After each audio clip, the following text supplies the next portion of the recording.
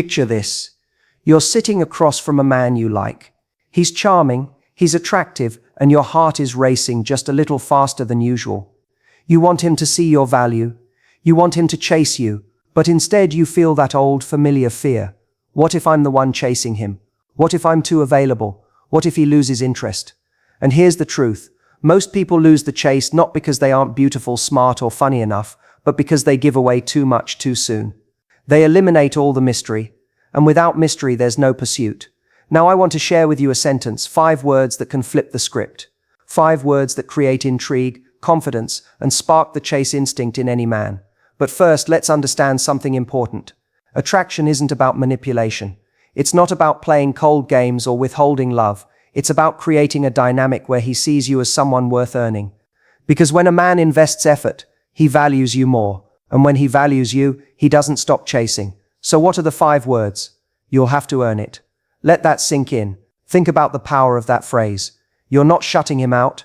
You're not being rude. You're simply signaling, I know my worth. I'm not giving away all of me without effort. I am someone valuable, and if you want access to my world, to my heart, to my time, you'll have to earn it. Here's how it plays out. He asks, when can I see you? Instead of dropping everything and saying anytime you want, you smile and reply, you'll have to earn it. He laughs, but now he's intrigued. Now he feels the challenge. Now he wants to show you why he deserves your time. Or he flirts and pushes a little too far. Instead of letting it slide, you tease back with, you'll have to earn it. It's playful, it's fun, but it communicates boundaries. And boundaries, when delivered with charm, are magnetic. Men don't fall in love because everything is easy. They fall in love because they feel they are winning something special. And by using those 5 words, you give him a reason to keep showing up, to keep proving himself, to keep chasing you. This is the art of feminine power, not desperate giving, but graceful receiving. Not lowering your standards to fit someone else's attention span, but raising the bar so the right man rises to meet it. So the next time you're tempted to hand over your time, your attention, your energy on a silver platter, pause, remember your worth, and with a smile, with confidence, say those 5 words, you'll have to earn it. Because that's the difference between a man who texts once and disappears and a man who chases you relentlessly. When it comes to building attraction, most people believe the fastest way to connect is to give everything up front, every detail, every thought, every piece of your heart, hoping that by revealing more, the other person will feel closer. But the reality is, giving too much too soon doesn't build connection. It eliminates curiosity. Think about it this way. If someone hands you the entire story in the first chapter, why would you keep reading the book? Mystery is the space that makes someone lean forward. It's the reason a man asks questions, follows up, and continues to pursue. When you create mystery, you are not hiding who you are. You're not being fake or manipulative. You're simply pacing how much you share and how quickly you share it. This pacing allows someone to experience the excitement of discovery. Humans are wired to chase the things that aren't immediately obvious. When everything is accessible at once, the brain loses interest. But when there are layers to unfold, the desire to know more grows stronger. Imagine a man asks you about your day. You could respond with every little detail, explaining each conversation, each problem, each thing you did from morning to night. That's complete honesty, yes, but it leaves no mystery. On the other hand, you could say, you won't believe what happened today, I'll tell you later. Suddenly, you've created anticipation. You've left an open loop in his mind that he wants to close. He'll be thinking about it. He'll be waiting for that moment when you share the story. The difference between those 2 responses is not in honesty, it's in the emotional impact. One closes the door, the other leaves it just slightly open, inviting him to step through.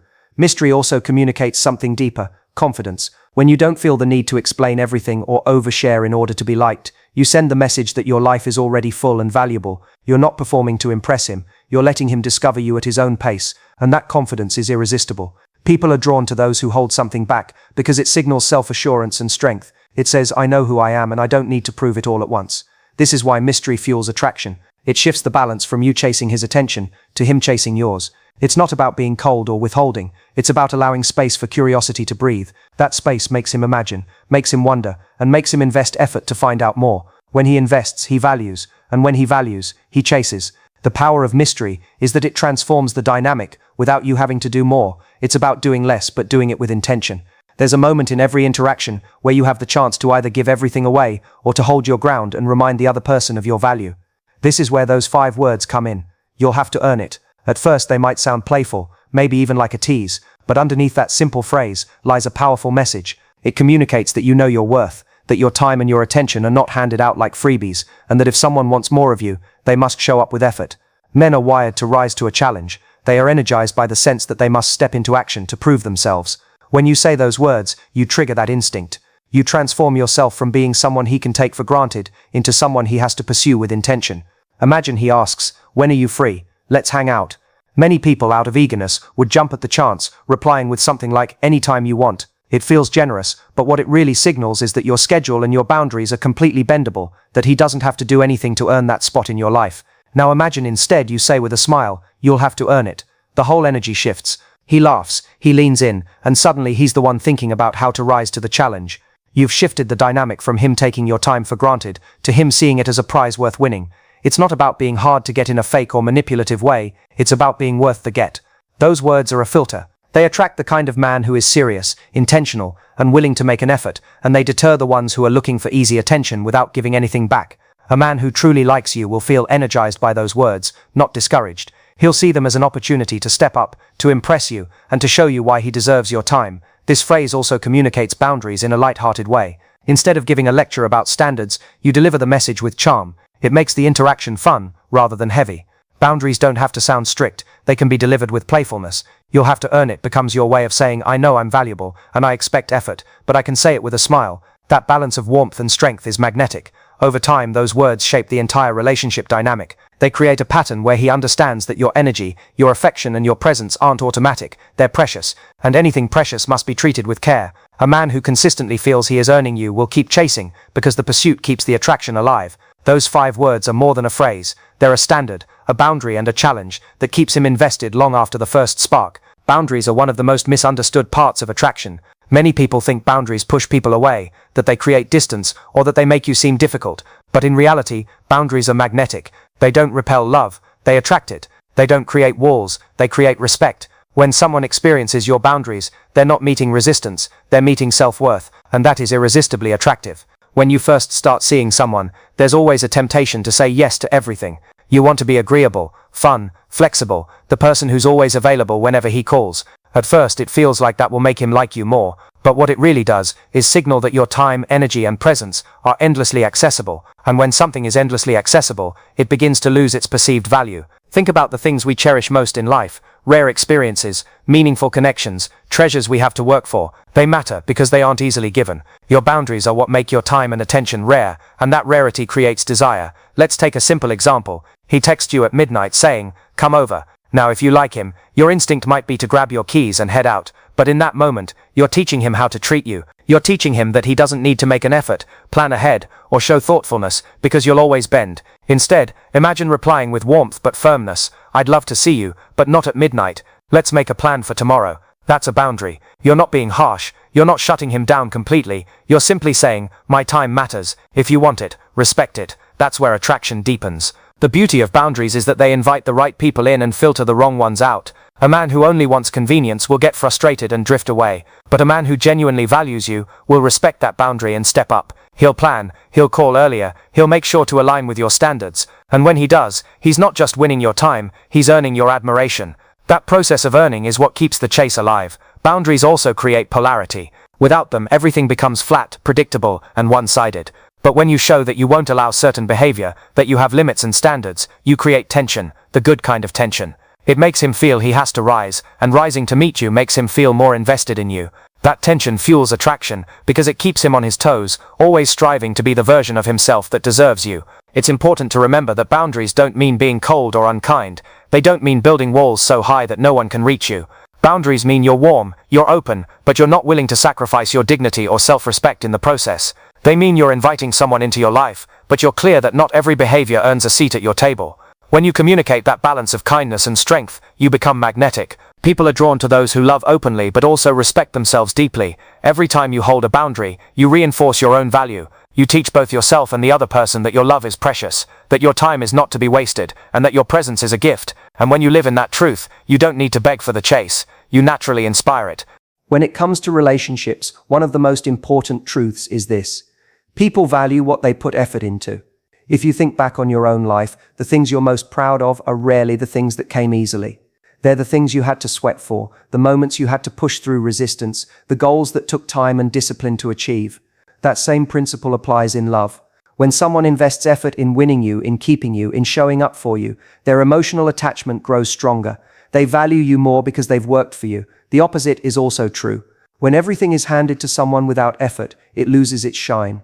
Imagine buying a lottery ticket and winning millions without any work. At first, the rush is incredible, but studies have shown that lottery winners often feel emptier over time because they didn't earn the reward.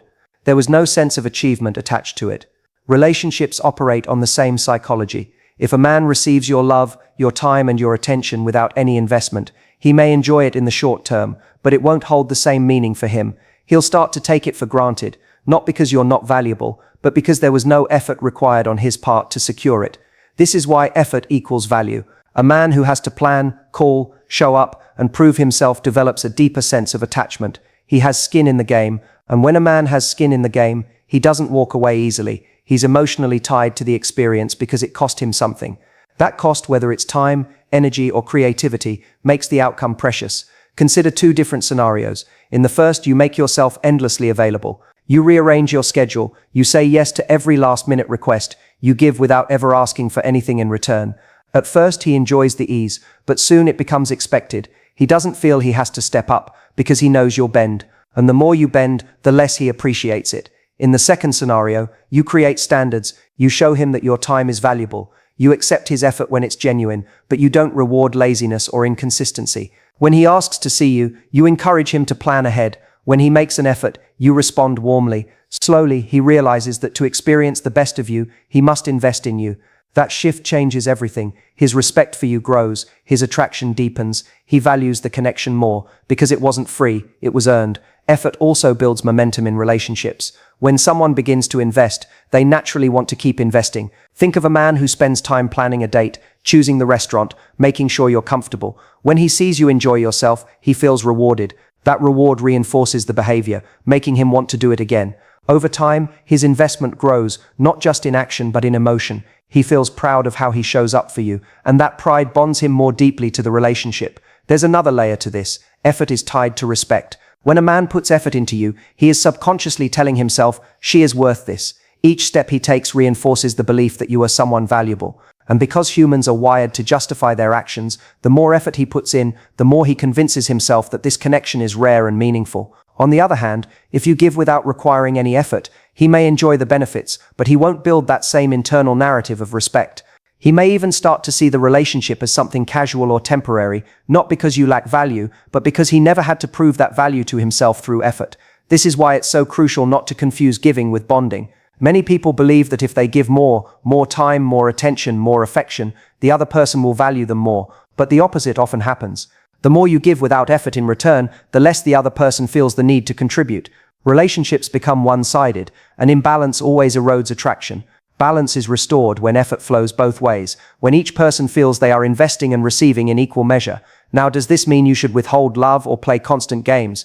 Not at all. This isn't about manipulation, it's about alignment. You're not punishing him for not doing enough. You're simply rewarding the behaviors that align with your standards and your self-worth. When he makes an effort, you respond with genuine appreciation, warmth, and openness. That combination of high standards and high reward is what makes a man want to keep showing up. He doesn't feel like he's being punished. He feels like he's winning. And winning with you feels incredible. So he wants to keep doing it. Think of it like training a muscle. The harder you work in the gym, the more you value your progress. You wouldn't want to throw it away because you know how much effort it took. The same is true in love. When a man has put in time, consistency, and creativity to build something with you, he's not quick to walk away. He's tied to the relationship because his effort has made it meaningful. That's the glue that keeps attraction alive, not just initial chemistry, but ongoing investment. Effort also creates clarity. When a man is willing to make an effort, it tells you everything you need to know about his intentions. Words can be empty, promises can be hollow, but effort is proof. A man who cares will find a way. A man who doesn't will find an excuse. That's why effort is the ultimate litmus test. You don't need to analyze his text endlessly or decode his mixed signals. Just look at the effort. Is he showing up? Is he consistent? Is he proving through actions that you matter? If the answer is yes, he values you. If the answer is no, you've saved yourself from wasting time on someone who doesn't. And here's the most empowering part. When you understand that effort equals value, you stop chasing. You stop lowering your standards in the hope of being liked. You stop overgiving to prove your worth. Instead, you lean back and let his actions show you the truth.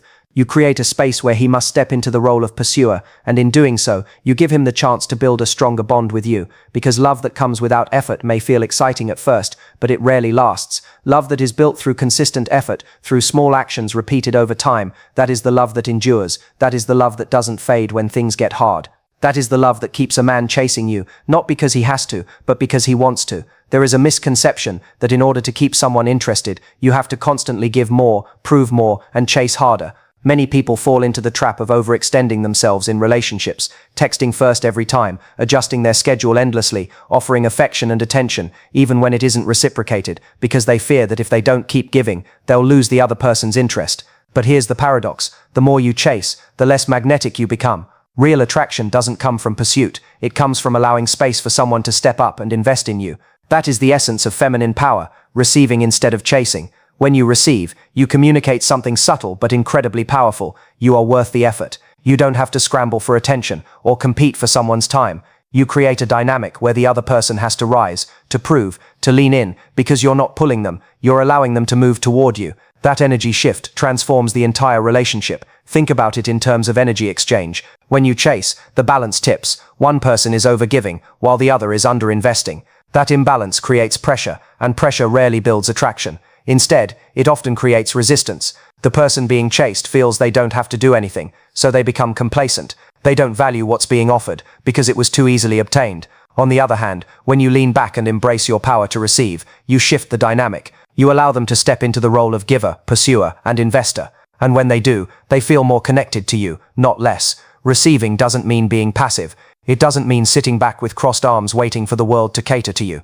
It means being open, warm, and appreciative, but not doing the work that isn't yours to do. For example, if a man plans a thoughtful date, your role isn't to outdo him or prove your worth in return. Your role is to show up with presence, gratitude, and joy. That genuine response fuels his desire to keep giving. He feels successful in making you happy, and that success becomes addictive. He wants to do it again. By receiving gracefully, you inspire him to keep investing. Another layer of feminine power in receiving is the ability to hold boundaries while staying soft. Many people think boundaries are harsh or cold, but when combined with warmth, they're magnetic. If someone crosses a line or doesn't meet your standard, you don't chase or over-explain. You simply step back, hold your ground, and let them rise or not. That silence, that absence of chasing, forces clarity. A man who values you will feel the pull to correct his behavior, to show up differently, to meet you where you are. A man who doesn't will fall away. Either way, you win, because you didn't waste energy trying to convince someone to choose you. Feminine power is also rooted in self-trust.